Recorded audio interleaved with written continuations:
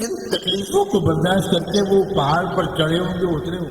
طائف میں تو آپ کو ان حالات کا سامنا کرنا پڑا جن کے بیان کرنے کا نہ مجھ میں یارہ ہے نہ آپ سن سکیں.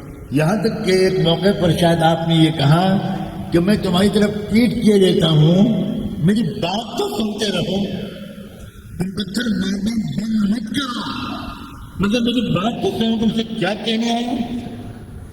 حضور نے آسمان کی طرف چہرہ اٹھایا، کہا اگر اللہ نے میری رائے پر موقوف رکھا ہے تو اللہ میں آپ سے کہتا ہوں آپ نے مجھ کو لعنت بھیجنے والا، عذاب دلوانے والا نبی بنا کر نہیں بھیجا. کہ اسی طائف کے علاقے کے ایک فرد کے ذریعے سے یہ پورا بر صغیر ہند و پاک، یہ نیپال، یہ سری لنکا، یہ بنگلہ دیش، یہ پاکستان، یہ انڈیا، یہ سب کو اسلام لایا ہے. اس کے پیچھے اسی قبیلے کے ایک فرد کی محنت، انہی لوگوں کی اولاد ہے جن کے ذریعے سے ہمیں کلمہ پہنچا. الصلاۃ والسلام علیک یا سیدی یا رسول اللہ. رحمت دو عالم صلی اللہ علیہ وآلہ وسلم اللہ تعالیٰ ہجرت سے چند دن پہلے بڑے شدید صدمے سے دوچار ہوئے. رحمت دو عالم صلی اللہ علیہ وسلم کو جب 3 دن کے فاصلے سے جناب ابو طالب اور حضرت خدیجہ ان دونوں کا انتقال ہو گیا. یہ دونوں اللہ کے رسول کے لیے بڑی تقویت کا سامان تھے، بڑا سہارا ملتا تھا. ابو طالب مکے کی سب سے بزرگ شخصیت، ان کے احترام میں لوگ رسول اللہ صلی اللہ علیہ وسلم پر خود فزیکلی ہاتھ نہیں اٹھا پاتے تھے. ایک سرپرستی اور حمایت بزرگانہ شفقت کے ساتھ ابو طالب کی اللہ کے رسول کو حاصل تھی. اللہ تعالیٰ کے عجیب فیصلے ہیں، کس کو کس حد تک اللہ توفیق دیتے ہیں، کس حد تک نیکی کی توفیق کسی کو ملتی ہے، یہ اللہ کے ہاتھ میں ہے. کوئی استحقاق کا دعویٰ نہیں کر سکتا. اور سیدہ خدیجہ تو آپ کی غمگسار، وفادار شریک حیات تھی. اب جو اللہ کے رسول کے دل پر گزری، ان دونوں سہاروں کے اٹھ جانے کے بعد، اور وہ بھی اتنے کم وقفے میں، یاد رکھیں کہ ایسے حالات شاید اللہ تعالیٰ کی طرف سے اس لیے گزارے جاتے ہیں اپنے مقرب بندوں پر کہ اللہ تعالیٰ چاہتے ہیں کہ وہ جو ظاہری طور پر تھوڑی سی امید میرے علاوہ کسی اور سے ہے وہ بھی ختم ہو جائے، تاکہ یہ بندہ صرف مجھ سے امید رکھے، ہر طرف سے سہارے منقطع ہو جائے. اسی لیے شاید اللہ کے رسول کی دعاؤں میں سے ایک دعا یہ بھی ہے، اللہم یا سند من لا سند له، اللہم یا رجاء من لا رجاء له، انقطع الرجاء الا منک.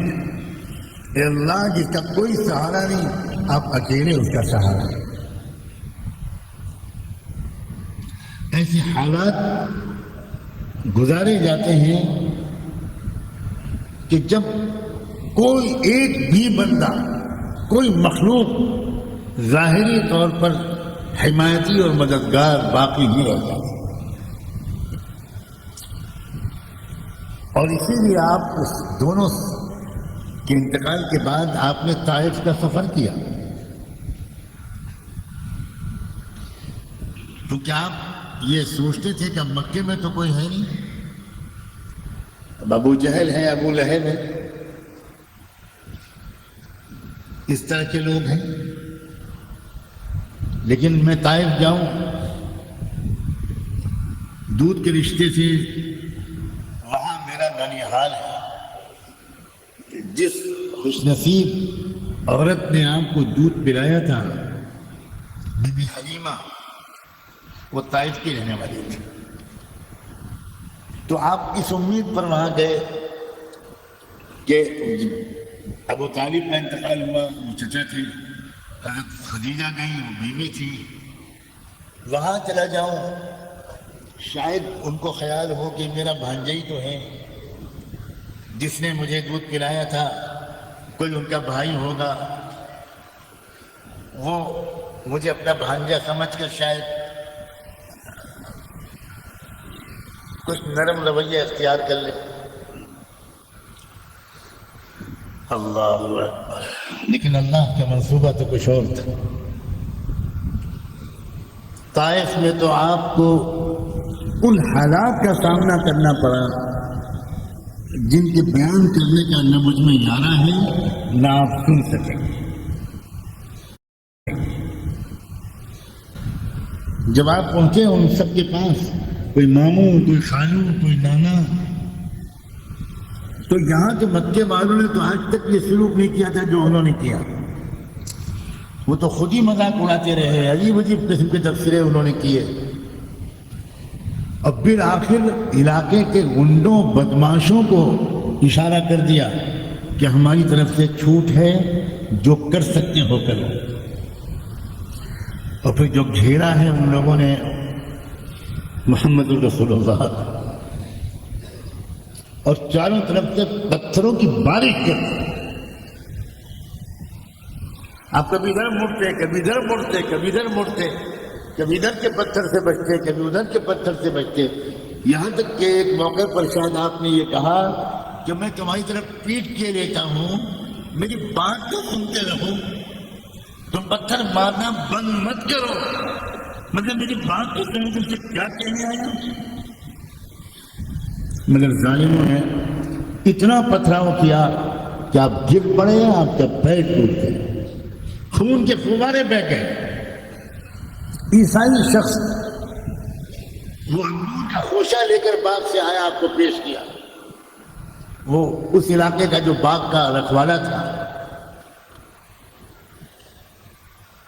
اور آپ نے وہ زخمی حالت میں جو آپ تھکے ہارے پیر کو دھلایا، صاف کیا زخموں کو، اور پھر آپ نے جو انگور اٹھایا کہا بسم اللہ الرحمن الرحیم. تو وہ عیسائی حیران رہ گئے. اس نے کہا کہ کیا کہہ رہے آپ؟ تو آپ نے فرمایا میں وہی کہہ رہا ہوں جو اللہ کے نبیوں نے کہا تھا. کس حالت میں آپ وہاں سے واپس آئے؟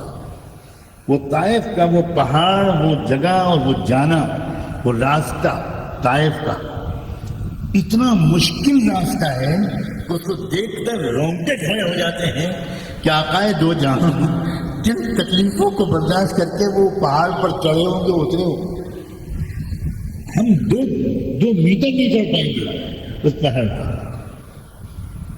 کوئی سڑک نہیں ہے، کوئی راستہ اس وقت نہیں تھا. اور اتنی مشقت کے بعد یہ مطلب اس حالت میں جب آپ کو دیکھا عالم ملکوت میں فرشتوں نے، تو شاید میری یہ تعبیر صحیح ہو کہ فرشتوں کی دنیا میں ایک زلزلہ ہے، اور فرشتوں نے اللہ سے کہا کہ اللہ اب ہم سے دیکھا نہیں، اب آپ ہم کو اجازت دیجیے ان ظالموں کو ہم ایسی سزا دیں کہ ان کا وجود ہی نہ ہو. اللہ کے بہت سے احکام، بہت سے فیصلے حضیرت القدس یا عالم ملکوت ملائکہ کے اندر کی جو کیفیات ہوتی ہیں اس کے روشنی میں اللہ کی طرف سے کوئی ہدایت یا اجازت ہوتی ہے. ایسا لگتا ہے کہ فرشتوں کی اس وقت کی جو کیفیت تھی اس کی رعایت کر کے اللہ نے اجازت دے دی کہ جاؤ، میری طرف سے اجازت ہے کہ تم ان بدبختوں کو سب کو چن چن کر ہلاک کرو، ایک نہ بچو، میری طرف سے اجازت ہے. مگر ایک بات کا خیال رکھنا، معاملہ محمد کا ہے تو عذاب کی کارروائی شروع کرنے سے پہلے اس سے بھی پوچھ لینا. محمد کی کیا رائے؟ اللہ اکبر۔ مجھے نہیں معلوم کہ کبھی کسی اور فیصلے میں بھی اللہ نے ایسا انداز اختیار کیا۔ نوح علیہ السلام کی قوم کو عذاب دینے سے پہلے کیا اللہ تعالیٰ نے یہ کہا تھا کہ نوح سے پوچھ لینا؟ حضرت لوط علیہ السلام کی قوم کو عذاب دینے سے پہلے کیا فرعون کو غرق دریا کرنے سے پہلے یہ کہا تھا کہ موسیٰ سے پوچھ لینا؟ یہ مقام شاید صرف رحمت للعالمین کا۔ ایسا لگتا ہے کہ اللہ فرشتوں کو بتانا چاہتے ہوئے کہ دیکھو تم اس وقت بہت جلال میں ہو، میں تم کو منع نہیں کرتا، لیکن تم بہت کچھ جانتے ہو، اس کے باوجود میرے محبوب کے اخلاق کو تم بھی نہیں جانتے، تم بھی نہیں سمجھتے کہ میں نے رحمت للعالمین کا لقب کیوں دیا۔ جاؤ خود جاؤ، میں نہیں منع کروں گا۔ چنانچہ وہ مجھے لگتا ہے کہ محو حیرت ہو گئے ہوں گے فرشتے جب وہ حاضر ہوئے اور انہوں نے آ کر اللہ کے رسول سے کہا کہ اللہ کے رسول آپ کے ساتھ یہ جو ہوا ہے یہ برداشت کے لائق نہیں ہے، ہم نے اللہ سے جو اجازت لے لی ہے، ہم آئے ہیں دونوں پہاڑوں کے بیچ میں، ان طائف والوں کو پیس کر رکھ دیں گے، ایک کے نام و نشان باقی نہیں رہے گا، مگر اللہ نے یہ کہہ دیا ہے کہ آپ سے پوچھ لیں۔ حضور نے آسمان کی طرف چہرہ اٹھایا، کہا اگر اللہ نے میری رائے پر موقوف رکھا ہے تو اللہ میں آپ سے کہتا ہوں آپ نے مجھ کو لعنت بھیجنے والا، عذاب دلوانے والا نبی بنا کر نہیں بھیجا ہے، آپ نے مجھ کو رحمت للعالمین بنا کر بھیجا ہے۔ اللہ ان کو فرشتوں کو واپس بنا لیجیے، میں انتظار کر لوں گا، اگر یہ لوگ نہیں تو انشاءاللہ ان کی اولادوں میں تو کوئی مجھے پہچانے گا۔ اور حضور کا گمان اتنا درست ہوا کہ اسی طائف کے علاقے میں ایک خط کے ذریعے سے یہ پورا بر صغیر ہند و پاک، یہ نیپال، یہ سری لنکا، یہ بنگلہ دیش، یہ پاکستان، یہ انڈیا، یہ سب جو اسلام لایا ہے اس کے پیچھے اسی قبیلے کے ایک فرد کی محنت ہے، انہی لوگوں کی اولاد ہے جن کے ذریعے سے ہمیں کلمہ پہنچا۔